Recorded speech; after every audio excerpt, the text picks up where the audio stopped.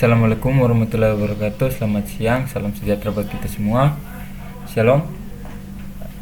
Saat ini saya akan membahas tentang tugas yang diberikan oleh dosen kami, yaitu Pak Wasis, yaitu tugas sistem pengendalian terdistribusi. Perkenalkan, nama saya Lirik Kriarawatrimni, Prodi Teknik Instrumentasi Kilang. Oke, langsung saja kita masuk ke tugasnya, yaitu yang pertama itu disuruh jelaskan pengertian dan apa fungsi DCS. Yang kedua, jelaskan kelebihan DCS dibandingkan kontrol lain. Yang ketiga, sebutkan dan jelaskan komponen FCS.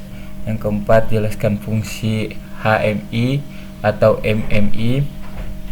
Yang kelima, jelaskan perbedaan cold standby dan hot standby dalam sistem redundansi. Yang pertama itu pengertian DCS. DCS itu adalah Distributed Control System, merupakan sistem yang mendistribusikan berbagai fungsi yang digunakan untuk mengendalikan berbagai variabel proses dan unit operasi proses menjadi suatu pengendalian yang terpusat pada suatu control room dengan berbagai fungsi pengendalian, monitoring dan optimasi. Ini ada 3 fungsi, yaitu yang pertama sebagai alat untuk melakukan kontrol suatu loop sistem, di mana suatu loop dapat mengerjakan beberapa proses kontrol.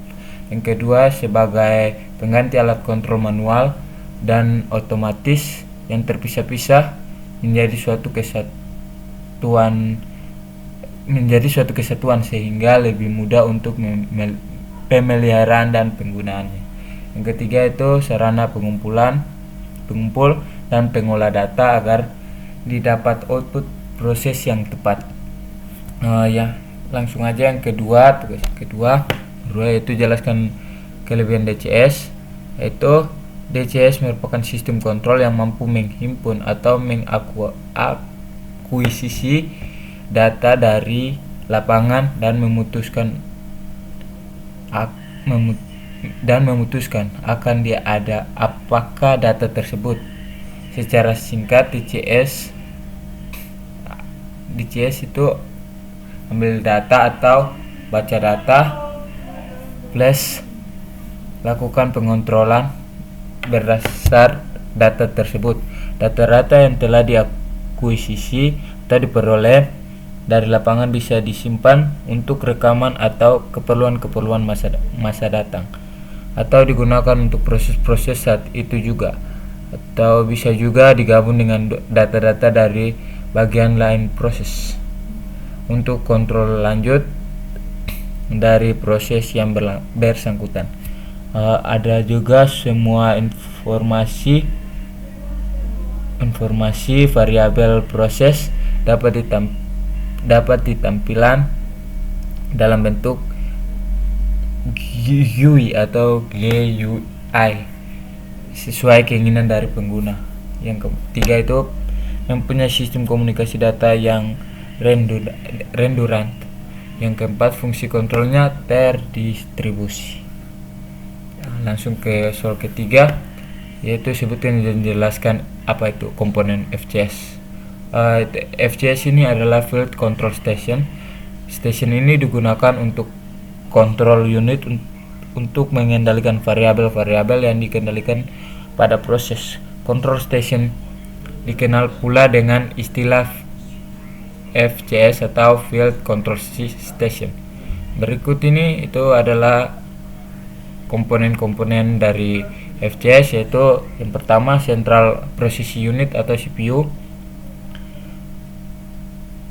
Yang kedua, satu daya Power Supply Unit atau PSU. Yang ketiga itu Field-Net Coupler. Terus yang keempat itu modul masukan atau keluar atau input output modulation. Itu yang Central Processing Unit itu fungsinya untuk melakukan komputasi fungsi kontrol ya, dan juga setting nomor domain dan nomor station. Kalau jatuh daya itu menerima data dari power distribution board dan mengkonversinya menjadi tegangan searah atau DC, dan juga mendistribusikan tegangan DC yang tadi ke semua unit pada FCS. Lalu yang ketiga itu VLNet coupler itu merangkaikan atau coupler prosesor pada prosesor card pada field control unit atau FCU pada kabel Fnet. Yang kedua itu melakukan isolasi sinyal dari konversi level sinyal. Oke, masuk ke nomor 4, jelaskan fungsi HMI atau MMI. Ini itu yang pertama monitoring. Monitoring kita dapat memonitor atau mengawasi kondisi planet kita secara real time tanpa perlu keluar dari control room. Yang kedua itu setting atau based on security level. Kita dapat merubah setting, misal settingan alarm high dan low dari suatu pressure, atau bahkan kita bisa merubah settingan trip suatu sistem. Ketiga itu attack action based on security level. Kita dapat menjalankan suatu proses atau men-shutdown proses tersebut. Yang keempat, alarm. Ini disediakan alarm high story dan summary sehingga nantinya kita bisa men-track alarm-alarm apa saja yang aktif dan bisa mendapatkan alasan kenapa suatu sistem tiba-tiba trip atau shutdown. Yang kelima itu trending. Ini adalah grafik dari sebuah proses, misal temperatur dari sistem yang bersangkutan bisa dilihat secara real time atau history. Ke 6 itu ETC. Oke, masuk ke nomor 5, jelaskan perbedaan cold standby dan hot standby dalam sistem redundancy. Itu perbedaannya itu di time waktunya aja. Itu kalau cold standby, dalam cold standby ini sistem sekunder dalam keadaan mati.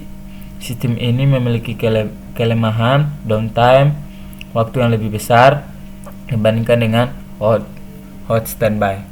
Kalau standby ini